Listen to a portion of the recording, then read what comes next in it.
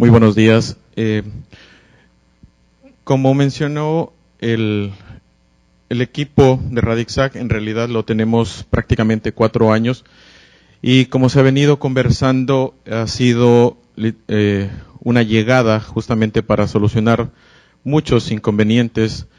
Dentro de esto, pues, hemos preparado un caso en el que es un paciente de 36 años, femenina, estudios secundarios completos, que generalmente en la institución los pacientes a Solca son remitidos de entidades en su mayoría públicos, y una paciente que inicia con un cuadro clínico en el que inicialmente dolor en el cuello, en mi tórax izquierdo, en junio del 2021.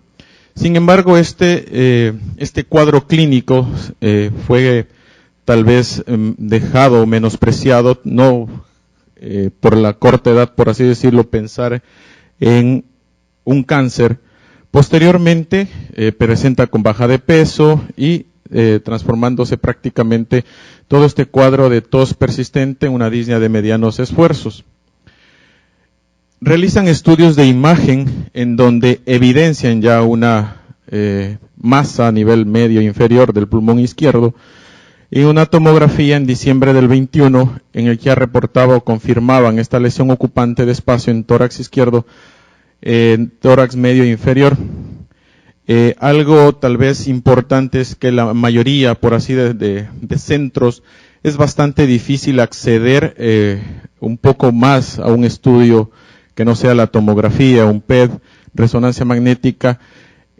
Con estos estudios de imagen realizan el marzo 22 una exéresis de lesión tumoral más lingulectomía, en donde el histopatológico reporta un tumor de la pleura izquierda a favor de sarcoma de alto grado, fibrosarcoma, en donde la resección fue fragmentos, un pequeño de 3 por 1.5 por 1.5 y evidentemente un grande de 28 por 18 por 5 centímetros.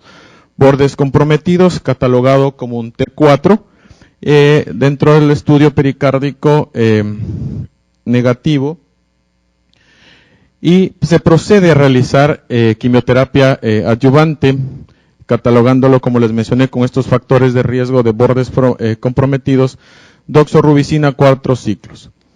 Después de esto, se realizó una tomografía postquirúrgica, en donde en el tercio medio de pulmón izquierdo reportan tractos fibrosos y parailiares con proyección hacia la pleura, probablemente secuelas del procedimiento quirúrgico. El caso evidentemente fue dialogado, presentado en comité del servicio, en donde se decide por estos hallazgos dosis de radioterapia 50 Grays en 25 fracciones.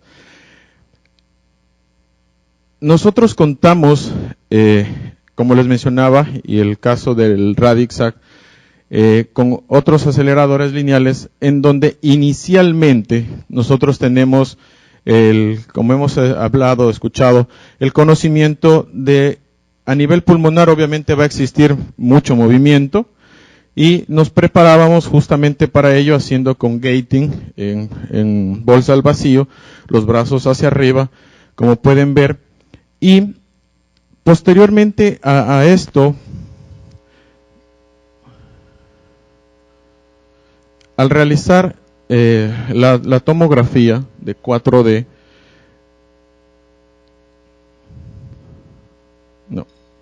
no sale el video.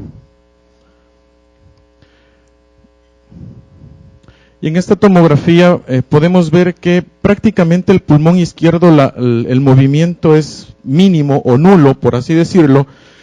Evidentemente, en estos pacientes, después de este tipo de cirugías, el pulmón como tal presenta esta característica de que no existe mayor movimiento.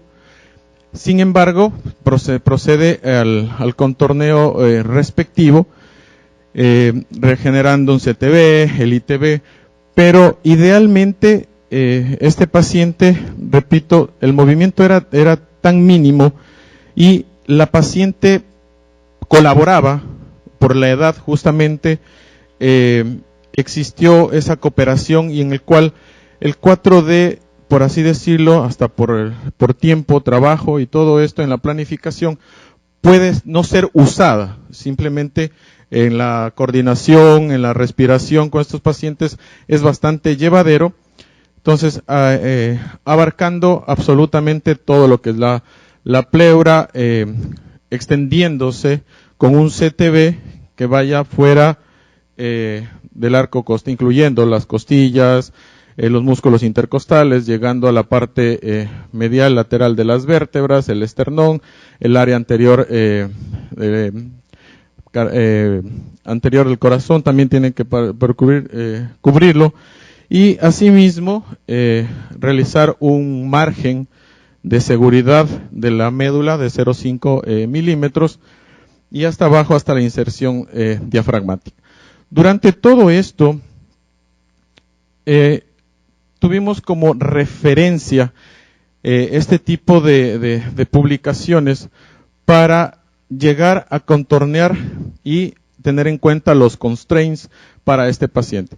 Es muy importante recordar que cada tratamiento para los pacientes buscamos lo mejor, buscamos la mejor cobertura, el mejor control de la enfermedad y en especial que sea reproducible. En estos tipos de paciente fue muy interesante porque nosotros no contamos con con el Synchrony, el RayStation. Entonces la planificación fue tal cual en los dos equipos, el Trubin que tenemos y la tomoterapia. Entonces, haciendo todos estos planes y teniendo en cuenta todos los constraints de estas publicaciones, se procedió a realizar la planificación y Daniel nos va a explicar qué ventajas o qué conseguimos de diferente con el equipo de Radixact, que es lo que garantizó, si bien hablábamos anteriormente el tiempo que nos genera la tomoterapia, pero la cobertura que genera en este tipo de casos en el paciente fue bastante notorio, bastante importante para el control de la enfermedad.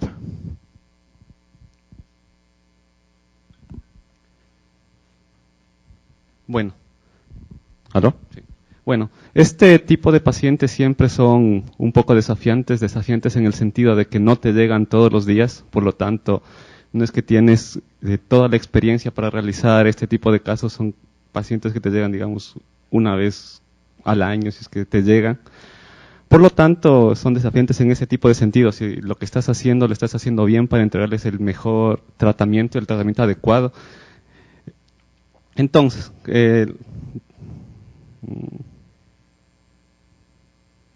doctor Carreño le estaba explicando que hicimos una tomografía 4D. En esta tomografía 4D, esta paciente, como era joven, se puede observar que su ciclo respiratorio era bastante uniforme, por lo tanto, se podría hacer un gating de una manera adecuada. Igualmente, la fase respiratoria que tenía nos hubiera permitido hacer un gating, pero igualmente, como se explicó ya previamente, cuando analizamos y estuvimos viendo ya bien cómo se movían todos los órganos en la tomografía, nos pudimos dar cuenta que el movimiento que tenía el pulmón que íbamos a tratar, la pleura que íbamos a tratar, era prácticamente despreciable porque se contorneó en todas las fases del ciclo respiratorio y se vio que la diferencia que existía entre los contorneos en todas las fases y en la tomografía promedio básicamente era lo mismo. Por lo tanto, esto nos da un poco más de seguridad en el momento de tratar en el Radixact, porque en el Radixact nosotros no tenemos un control respiratorio, no tenemos Synchrony. Por lo tanto, esto dijimos, bueno, podríamos tratarlo ahí sin gating respiratorio, porque al final el movimiento del ciclo respiratorio de esa paciente está dado básicamente por el otro pulmón. Y fue una de las novedades que tuvimos. Entonces, Bueno, yo lo que decidí fue básicamente probemos en los dos, veamos cómo nos va. Entonces, como sabemos, la tomoterapia, en la planificación de la tomoterapia, nos ayuda bastante a tener haces tangenciales para, sobre todo, minimizar la dosis que va a tener el pulmón ipsilateral y también los otros órganos de riesgo. A diferencia de la planificación de un acelerador normal. En un acelerador convencional debemos tener muy en cuenta la posición del colimador para poder conformar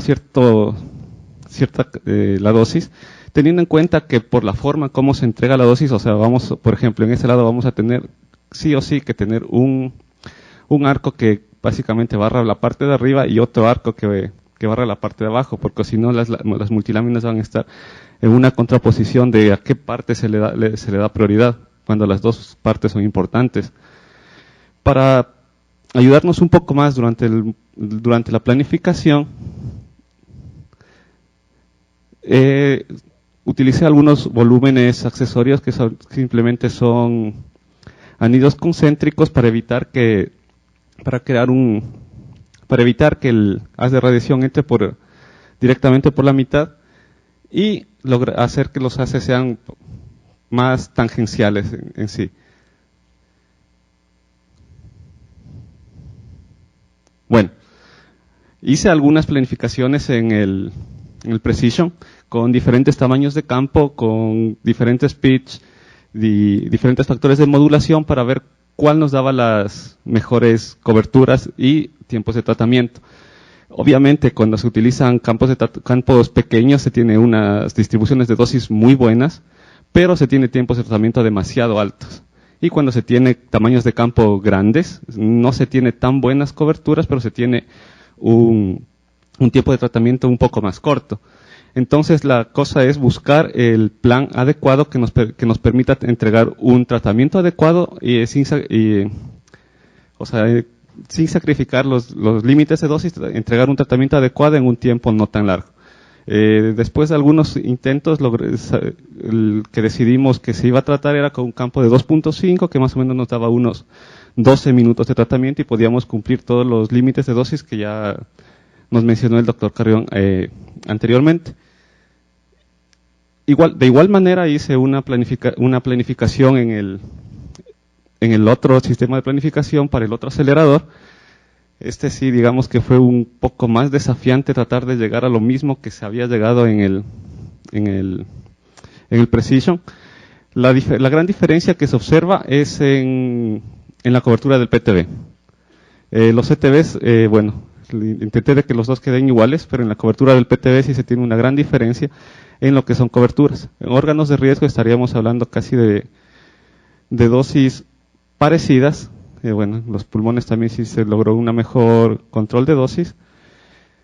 Por lo tanto, el Precision, la tomoterapia nos permitió un mejor tratamiento en ese sentido. Tuvimos una mejor conformación de dosis. Pero ya cuando nos vamos al tratamiento, o sea, esto en fotos es bonito, pues, pero ya, ¿qué pasa cuando estamos entregando el tratamiento al paciente? Entonces, tenemos una herramienta muy buena en Radixact, que es el PreciseArt. Entonces, ¿qué es lo que nos permite el PreciseArt? Nos permite ver sesión por sesión cómo fue la entrega de dosis, tanto comparando la planificación sobre la tomografía de planificación y la entrega de dosis en la tomografía que se hizo en esa sesión.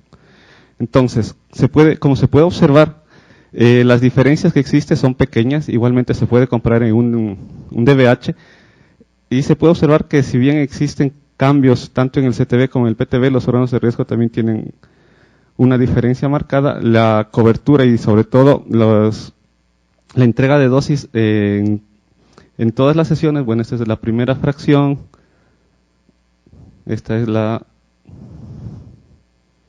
de la mitad, o sea, si comparamos sesiones por sesiones se puede ver que existen ciertas variaciones, pero esas variaciones son las esperadas en cada uno de los tratamientos, por lo que estamos seguros de que se hizo un buen trabajo en la entrega de las dosis.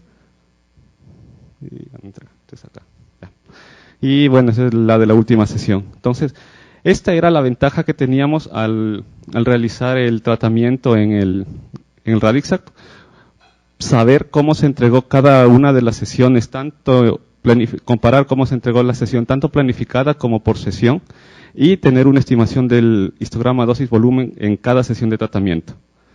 Bueno, entonces, entre las recomendaciones que tuvimos para este paciente es, la tomografía 4D nos ayudó a definir, o más bien estar seguros de que la entrega de tratamiento se podía realizar, pero esto es en este paciente en particular. En este paciente en particular porque el volumen que se estaba tratando no se movía mucho, entonces por lo tanto estábamos un poco más seguros de que lo que estábamos dando donde debía ser.